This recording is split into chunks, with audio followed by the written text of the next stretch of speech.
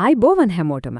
අද අපි කතා කරන්න යන්නේ හරිම අපූරු හරියට අලුත් යාළුවෙක් වගේ දෙයක් ගැන. මේ තමයි කෘත්‍රිම බුද්ධිය. නැත්නම් අපි කවුරුත් දන්න විදිහට AI. ඉතින් අපි එකටම මේ අලුත් ටිකක් මායාකාරී ලෝකය ගැන හොයලා බලමුද? එහෙනම් මේ අලුත් යාළුවව අඳුනගන්න සූදානම්ද? බලමු මෙයා කවුද? මෙයාට කරන්න පුළුවන් දේවල් මොනවද කියලා අපි දැන් හොයලා බලමු. හරි. එහෙනම් අපේ ගමනේ පළවෙනි නැවතුම අපි මේ කියන AI යාළුව මුලින්ම හමු වෙලා හරියටම අඳුනගනිමු. කෘත්‍රිම බුද්ධිය. නම ඇහුවම ටිකක් බරපතලයි වගේ නේද? ඒත් ඇත්තටම මේක හරිම මිත්‍රශීලී අපිට උදව් කරන දෙයක්. හරියට අපේ වැඩ ලේසි කරන පුංචි මායාකාරයෙක් වගේ කියලා හිතන්නකෝ. හරි. අපි එනන් යමු ඊළඟ කොටසට. ඇත්තටම මොකද්ද මේ AI කියන්නේ? මේක තේරුම් ගන්න අපි පොඩ්ඩක් බලමු අපේම මොලේ වැඩ කරන විදිහ දිහා. මොනින්ම අපි බලමු බුද්ධිය කියන්නේ මොකක්ද කියලා. ඒ කියන්නේ ඉතින් මිනිස්සු විදිහට අපිට හිතන්න, දේවල් අඳුනගන්න, ගැටලු විසඳන්න තියෙන හැකියාවනේ. හරි. දැන් කෘත්‍රිම බුද්ධිය කියන්නේ අන්නේ අපි කතා කරපු බුද්ධියම මිනිස්සු විසින් හදපු එකක්. ඒ කියන්නේ කෘත්‍රිමව හදපු දැනුමක්. මේකෙන් තමයි කම්පියුටර්, ෆෝන් වගේ මැෂින් වලට අපි වගේ පොඩ්ඩක් හිතන්න අවස්ථාව ලැබෙන්නේ. සරලවම කිව්වොත් මේක හරියට රොබෝ මොලයක් වගේ. ඔව් ඒක තමයි මේක තේරුම් ගන්න තියෙන ලේසිම විදිය. රොබෝ මොලයක්. හැබැයි මෙතන තියෙන විශේෂම දේ තමයි මේ රොබෝ මොලයට ඇත්තටම රොබෝ කෙනෙකුගේ ශරීරයක් ඕනෙම නැහැ.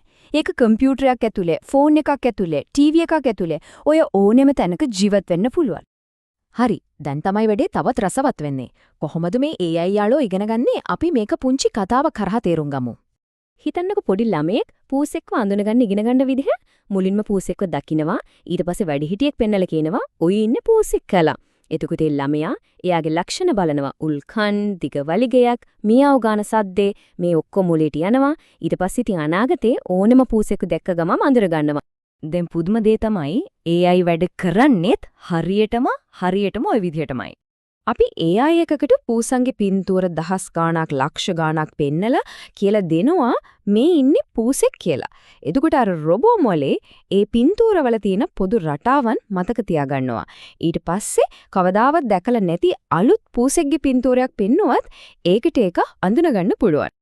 හරි. දැන් එනම් බලමු මේ AI යාළුවා කොහොමද අපේ ජීවිතවලට ඇවිත් තියෙන්නේ කියලා. සමහර වෙලාවට අපි දන්නේවත් නැතුව තමයි මේ දේවල් වෙන්නේ. හිතන්නකෝ YouTube එකේ අපිට බලන්න ආසී තියෙන වීඩියෝ පෙන්නන එක, ෆෝන් එක මූණට අල්ලලා අන්ලොක් කරන එක, Google Maps වලින් පාර හොයාගෙන යනකොට ට්‍රැෆික් එක ගැන කියන එක, Siri ගෙන් හරි Google Assistant ගෙන් හරි ප්‍රශ්නයක් අහන එක, මේ හැම දෙයකටම පිටිපස්සේ ඉන්නේ අපේ AI යාළුවා තමයි. හරි. හැබැයි ඕනෙම බලවත් දෙයක් වගේම AI එකෙත් හොඳ පැත්තක් වගේම නරක පැත්තකුත් තියෙනවා. ඉතින් අපි මේ දෙකම ගැන බුද්ධිමත්ව දැනගෙන ඉන්න එක හරිම වැදගත්. දැන් බලන්න හොඳ පැත්ත. ඉගෙන ගන්න, ගෙදර වැඩවලට උදව් කරනවා, දොස්තරලාට ලෙඩසුව කරන්න උදව් කරනවා, පරිසරය ආරක්ෂා කරන්න උදව් කරනවා. අපිට කරන්න කම්මැලි, නීරස වැඩ මහන්සියක් නැතුව කරනවා. ඒත් අනිත් පැත්තක් තියෙනවා. බොරුතරතුරු පතුරවන්න පාවිච්චි කරන්න පුළුවන්. මිනිස්සු කම්මැලි වෙලා හිතන එක අඩු කරන්න පුළුවන්.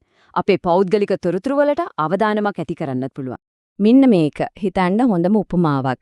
AI කියන්නේ හරියට මුවහත් පිහියක් වගේ. ඒකෙන් පළතුළු කපලා ප්‍රයෝජනයක් ගන්නත් පුළුවන්. පරිස්සම්ුනේ නැත්නම් අත කපා ගන්නත් පුළුවන්. ඒ නිසා ඒක බුද්ධිමත්ව පාවිච්චි කරන එක තමයි වැදගත්ම දේ. හරි. අවසාන වශයෙන් අපි පොඩ්ඩක් අනාගතය දිහා බලමු. AI එක අපේ අනාගතය කොහොම වේද? ඒ වගේම මනුස්ස විදිහට අපිව විශේෂ කරන්නේ මොකක්ද කියලාත් බලමු. අනාගතයේ ඇත්තටම හරිම පුදුම හිතන විදිහේ දේවල් වෙන්න පුළුවන්. තනියම යන කා, ඕනෑම භාෂාවක් ඒ වෙලාවෙම පරිවර්තනය කරන දෙන උපකරණ, ගෙදර වැඩවලට උදව් කරන දක්ෂ රොබෝලා මේ දේවල් දැන් ටික ටික ඇත්තක් වෙමින් පවතිනවා. හැබැයි අපි හැමෝම මතක තියාගන්න ඕන හරිම වැදගත් දෙයක් තියෙනවා. AI කොච්චර දක්ෂ වුණත්, කොච්චර දියුණු වුණත් ඒකට ආදරය කියන දේ දැනෙන්නේ නැහැ. ඒකට කරුණාව කියන දේ දැනෙන්නේ නැහැ. ඒ හැඟීම් තියෙන්නේ මිනිස්සු විදියට අපිට විතරයි. ඉතින් අපේ කාර්ය වෙන්නේ මේ AI වල උදව්ව පාවිච්චි කරලා අපේ මේ ලෝකය තවත් ලස්සන, තවත් ආදරණීය තැනක් කරන එක. හොඳයි. දැන් මේ අලුත් AI යාළුවා ගැන හොඳ අදහසක් තියෙනවා. එහෙනම් පොඩ්ඩක් හිතලා බලන්න. මේ යාළුවගේ උදව්වෙන් ඊළඟට කරන්න පුළුවන් පුදුම හිතෙන අපූර්වම දේ මොකක් වෙයිද?